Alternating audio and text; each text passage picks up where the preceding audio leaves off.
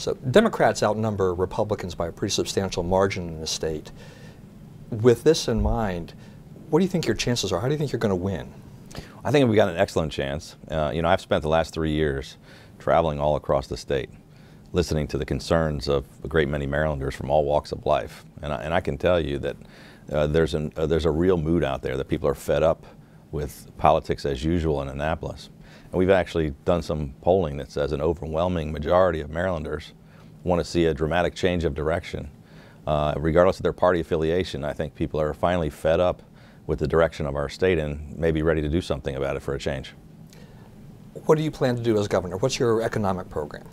Our primary focus, and it's pretty simple, our primary focus is on jobs, middle-class taxpayers, and restoring Maryland's economy. Over the last 7 years, we've just gotten way off track and we're heading in the wrong direction. We've had 40 consecutive tax hikes that have really devastated our economy. We've lost 10 of our 13 Fortune 500 companies. We've lost 6,500 small businesses. Unemployment has doubled in Maryland over the last 7 years. 100,000 Marylanders have lost their jobs. We've increased taxes. By the end of the next term, it'll be $20 billion we've taken out of our economy. It's caused us to have the largest mass exodus of taxpayers of any state in the Mid-Atlantic region, one of the worst in the country. We've lost 31,000 taxpayers that fled the state. They voted with their feet and headed for the exits and took with them $1.7 billion a year. So we simply cannot continue to head in the same direction. We've got to get spending under control in Annapolis, and we've got to manage the government better. We've had audit after audit and agency after agency where hundreds of millions of dollars are being wasted. The most recent example is this healthcare rollout, which has been disastrous, and a couple of $100 million have been wasted. 80,000 Marylanders have lost their health insurance, and now people are talking about scrapping the entire system. The folks that are in there now are just not managing the government. They're making, most of us have made tough decisions about tightening our belts and making tough choices. These guys have increased spending by $10 billion. We increased spending in Maryland more than 46 other states, according to the National Governors Association. Only 3 states in the country increased spending at the rate that Maryland did. We've got to stop that. We've got to reverse it. So we don't have a revenue problem in Maryland. We've got a spending problem, which has to get under control. And we've got to manage the government better. Now the legislature is overwhelmingly Democratic. How, as the governor, as Republican governor, could you actually get any of these things through? It's difficult. I'm not naive enough to think it's going to be an easy job. But we have the will of the people behind us, I think, and we're just going to have to put our nose to the grindstone. We've got to really reach across the aisle and work together with Democrats to come up with common sense solutions to these serious problems. I think there are a lot of Democrats who would actually agree that we can't continue heading in this direction. It's difficult, but for example, in New Jersey, it's a similar situation. The state is 2-to-1 Democrat.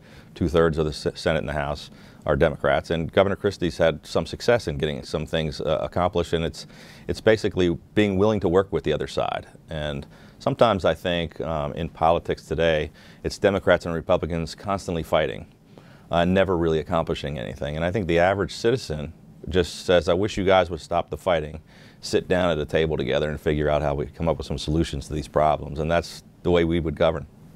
Now, it's likely that Lieutenant Governor Anthony Brown will probably win the primary and will be the opponent in the general election. He doesn't quite come to this position without some baggage, particularly Obamacare.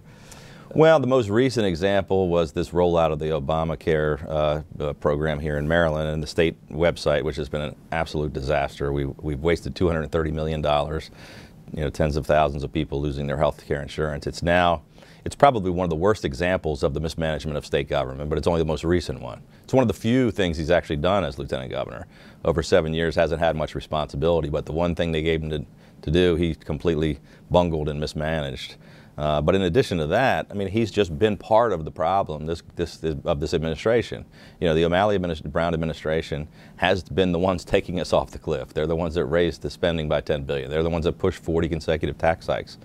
So I think he has a hard time convincing voters that they should have another 4 years, just like the past 8 years. And as I said when we started talking, an overwhelming majority of Marylanders want to see a dramatic change of direction in Annapolis. I don't think there's any way possible that Lieutenant Governor Anthony Brown, or Attorney General Doug Gansler for that matter, could convince a majority of Marylanders that they represent a dramatic change of direction. I mean, it's just more, they're arguing about should we promote the number 2 or the number 3 guy in the current administration. And the voters are saying we don't want that. We want to see a real choice for a change, and that's what I'm hoping to give them. Now we know money drives politics and campaigns. Yeah. The Brown campaign has taken in a substantial amount of money. You have just started your campaign Right. just a few weeks ago, and I know that you're in the midst of fundraising. How do you compete with that kind of cash? It's difficult. I mean, you know, let's face it, they have all the powers of incumbency. They've got millions of dollars of special interest money.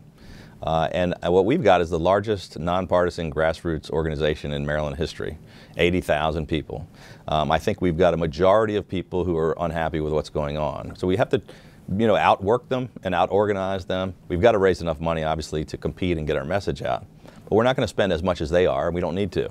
The other thing is that they have a really hotly contested Democratic primary for the first time in decades. And so you're going to have the Attorney General and the Lieutenant Governor both spending about $6 million attacking each other between now and June. When the primaries are over with, I expect to be the Republican nominee, and I think one of them will be the Democratic nominee. We'll hopefully have some money, and I think they'll both have spent all theirs in the primary. Talking about just in general the things that go in a campaign, how are things going to be different? I mean, Maryland's only had 2 Republican governors Right. in the last 46, 48 years. How does that change? How can you replicate, say, what Governor Ehrlich did? Well, you know, we have never elected a lieutenant governor in the history of the state, so we have elected some Republican governors, albeit not too often. I was a part of the Ehrlich administration. I served as a cabinet secretary. I've been a friend of his and was involved in that campaign when he won in 2002. Actually, the polling data gives us a 36% better chance of winning than Bob Ehrlich had in 2002.